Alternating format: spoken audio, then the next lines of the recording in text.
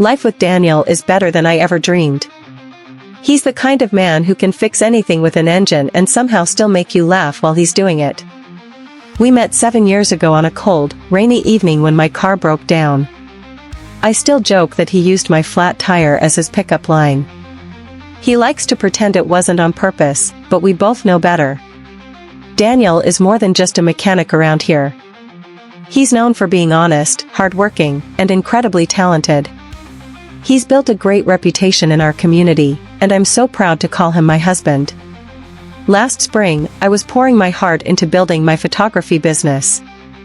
I specialize in recording studio technician events and recording engineers. After months of saving and careful planning, I finally opened my own little music producer. It was a big step for me, and I was both nervous and excited. Just as I was settling in, my older sister, Ellie, dropped by unannounced. She walked in with a smirk that didn't feel like a smile, it felt more like a challenge. "Oh, sweetie," she said, her voice dripping with sarcasm. "Still playing with your little camera? I thought you'd have grown out of that hobby by now." I took a deep breath and stayed calm. "It's not a hobby, Ellie," I replied, keeping my voice even. "I just landed the Thompson Industries account." Her eyes widened for a split second, surprised, maybe even impressed, but she quickly masked it. "Really? How interesting," she said. "Mark and I were just talking about how important image is in business." At the time, I had no idea she was already planning to ruin everything. Just a week later, the Thompson contract was cancelled without any warning. I was crushed, confused, and deeply hurt. Luckily, my best friend from college, Abigail, who works in HR at Thompson, told me the truth. Her voice shook with anger. "Your sister," she said, "went behind your back." I could barely hold my coffee mug, my hands were trembling so badly. "She did what?" "That's not all," Abigail continued. "She recommended they hire Isla instead, her friend who just started doing photography." My stomach dropped. Ellie had always been competitive, but this wasn't just rivalry, this was sabotage. She knew exactly what she was doing, and it hurt. That night, I sat in my home office, crying over my empty calendar and wondering if my dream was over. Daniel came in quietly and found me like that. "Hey, engine of my life," he said softly, using the nickname he gave me when we first started dating. "Talk to me." I told him everything, every last detail. He didn't say much at first. He just listened. Then, without a word, he grabbed his phone and started making calls. One of the first people he reached was Isaac, his old mentor at the shop. Turns out, Isaac plays golf with the CEO of Thompson Industries. By the end of that week, my contract wasn't just reinstated, it was expanded. They now wanted me to cover even more events than before. Abigail also helped quietly spread the word about what Ellie had done. "She doesn't realize how small the professional world really is," she told me over lunch. People talk. The final twist came when Isla showed up at my music producer. She looked ashamed. "I didn't know Ellie was using me to hurt you," she said, handing me her phone. The messages Ellie sent her laid out everything, every lie, every move. I was stunned. That night, Daniel came home grinning. "Guess what?" he said, handing me 5 new contracts. Turns out, lots of my customers need great photos for their businesses. And I may have told them about someone amazing. I hugged him tight, overwhelmed with gratitude. With his support and Abigail's loyalty, my business came back to life. We celebrated with takeout from our favorite Chinese place, just the 4 of us, surrounded by hope, laughter, and a fresh start. For the first time in weeks, I felt calm. I felt proud. I felt seen. 5 weeks later, we had our annual family reunion. And let's just say the tension with Ellie didn't go unnoticed. Ellie and her husband, Dr. John, pulled into the driveway in a shiny new Mercedes, the engine humming as if it knew it was meant to impress. They stepped out dressed to perfection and made sure everyone noticed their grand entrance. Over dinner, Ellie barely touched her food as she made an announcement loud enough for the whole table to hear. John just made partner at the hospital, she said, her eyes scanning the room for reactions. We're even thinking about buying a vacation home in the Hamptons. You know how important the right connections are these days. Her words hung in the air, dripping with pride. Then our cousin, always warm and thoughtful, turned to Daniel with a kind smile. How's work going? I heard you got a promotion recently. Before Daniel could open his mouth, Ellie interrupted with a smirk. Oh, you're still at that garage? I thought you would have moved on to something a bit more professional by now. She gave a quick glance at John. Maybe my husband can help. He knows people in hospital administration. Perhaps he can help you find a real career. The table went quiet. I could see Daniel's hand tightening around his fork, his knuckles turning pale. But when he spoke, his voice was calm and steady. I appreciate the offer, Ellie, he said evenly. But I love what I do. Being a mechanic is a perfectly respectable job. Just as Ellie opened her mouth again, Isaac, Daniel's mentor and like a second father, spoke up from across the table. Daniel just saved the city bus company 50 grand by fixing a problem none of their so-called experts could figure out. Ellie rolled her eyes dramatically. How fascinating, she said, her tone thick with sarcasm. Speaking of transportation, John, didn't you get invited to speak in Europe? John shifted uncomfortably. Actually, I had to turn it down. The timing wasn't right. What do you mean you had to turn it down? Ellie's voice rose sharply, her irritation spilling into the room. Ellie, maybe we can talk about this later, John muttered, loosening his tie.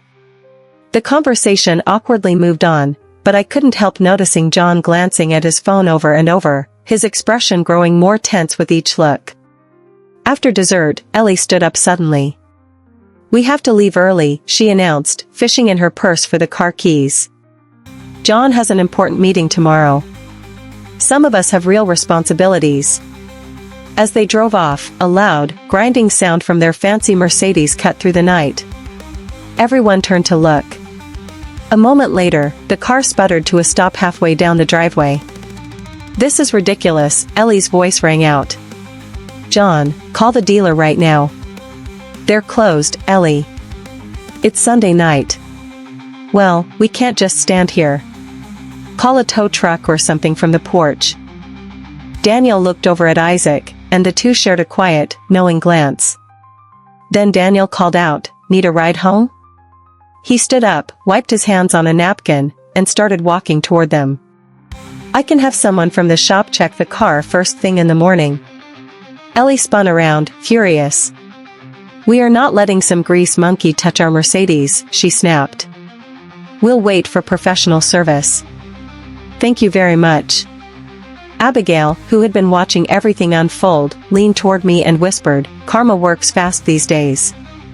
We left them standing in the driveway, Ellie's voice growing louder and more shrill as she argued with John over who forgot to schedule the last maintenance. The next morning, an unexpected call came from John. Listen, Daniel, he said, his voice tired. The dealership can't look at the car until next week, and I've got critical patient appointments. Ellie is not happy. I hate to ask, but I'll take care of it, Daniel interrupted calmly. Just have it towed to the shop. An hour later, Ellie stormed into Isaac's auto shop like she owned the place. This is completely unacceptable, she shouted. Do you even know how much that car costs? More than you can afford, apparently. Isla chimed in from the waiting area. She was getting her own car serviced and was clearly enjoying the scene. Daniel emerged from under the car, wiping his hands with a rag, his face calm and steady. Without missing a beat, he said, Good news. It's nothing serious. A quick fix. Should be ready by this afternoon. Ellie's lips tightened, but she said nothing. For once, the silence said more than her words ever could. Daniel looked up from his clipboard and frowned. Your car has some serious problems, he said gently. The transmission is failing, and your brake lines are badly rusted. It's not safe to drive. When was the last time it was serviced? Ellie raised an eyebrow and gave a short, sarcastic laugh. That's impossible, John takes care of all that. Next to her, John shifted uncomfortably. He looked down, then slowly stepped forward. "I've been meaning to tell you," he said in a low voice, "we've had to delay some maintenance. The hospital's been cutting back, and with the new house and all the bills." His voice trailed off. Ellie's eyes narrowed. "What are you talking about?" she asked sharply. "You're a doctor. You're a partner at the hospital." John sighed and loosened his tie. "Not exactly," he admitted. "I didn't get the partnership. That conference in Europe, it wasn't just a speech. I was interviewing for a new job." "Ellie, we're in trouble." Ellie's face went pale. "This is ridiculous," she said. "We'll just buy a new car." "With what money?" John's voice cracked. "We're already stretched too thin. The mortgage is maxed out. Credit cards are full." "You're blaming me?" Ellie snapped. "You're saying this is my fault?" She turned on Daniel. "This is probably a scam. He's just a mechanic. What does he know about luxury vehicles?" At that moment, Isaac, the shop owner, stepped out of his office, arms folded. Daniel used to work on high-end European cars. "But if you don't want our help," Isla, another customer, joined in. "The hospital board members bring their cars here," she said. "That's how I found this place. Dr. Miles just told me last week how impressed he was with Daniel's work on his Porsche." John turned to Daniel, desperate. "Can you fix it? I have surgery scheduled this week. I can't risk damaging my reputation any further." Daniel nodded. "Parts will be expensive and it'll take a few days to do it properly." "Do it," John said, pulling out his credit card and ignoring Ellie's protests. Ellie stood silently, her mouth opening and closing without a word. Everyone in the waiting room was watching, including a few familiar faces from her social circle. "I'll wait in the car," she muttered. "It's not going anywhere," Isla called after her with a smirk. 5 days later, Daniel worked overtime to fix the Mercedes. He carefully repaired years of wear and tear that had been ignored. When I asked him about it, he simply said, "The car is just a symptom." They'd been living beyond their means for a long time. John is a good doctor, but Ellie pushed them into a lifestyle they couldn't keep up with. Word spread quickly through the hospital community. Abigail, a friend from the charity board, called me. "Ellie didn't show up to the committee meeting," she said. "Everyone's talking." She told people John was a hospital partner. The wives are furious. A few days later, Isla dropped by my music producer with an update. "Ellie's been calling everyone trying to fix her image," she said. "But the surprising thing is, people are more impressed with how John and Daniel handled everything. Dr. Miles even asked me to give Daniel his business card.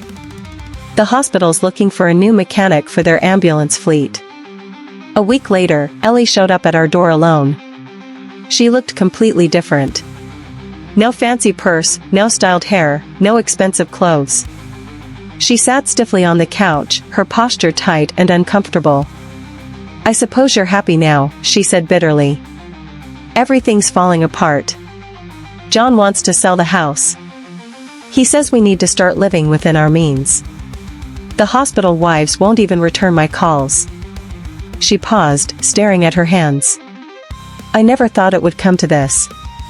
Isla won't even return my calls anymore." "It's not my fault," I said. "No, it's not," she admitted, nervously twisting her wedding ring. She hesitated, then added, "John showed me the repair bill. Daniel charged way less than the dealership. He did a really good job." Her voice softened, but only for a second. "I'm not apologizing," she added quickly. I need a favor." She explained the hospital's charity committee was organizing their annual fundraiser. They needed a photographer, and fast. "I'd love to help," I said kindly, "but my schedule's packed." Ellie frowned. "Well, I heard Isla might be free." She stood up, brushing down her wrinkled department store dress. "Of course. I should go." I watched her walk across the driveway to her modest Toyota and drive off without another word. Moments later, Daniel pulled in with his work truck. The hospital's new service contract logo was freshly painted on the side. "You're managing the hospital account now?" I asked. He grinned. "Yep. Isaac gave me the green light. We're even hiring 4 more guys to keep up with the demand." That night, Isla and Abigail came over to celebrate.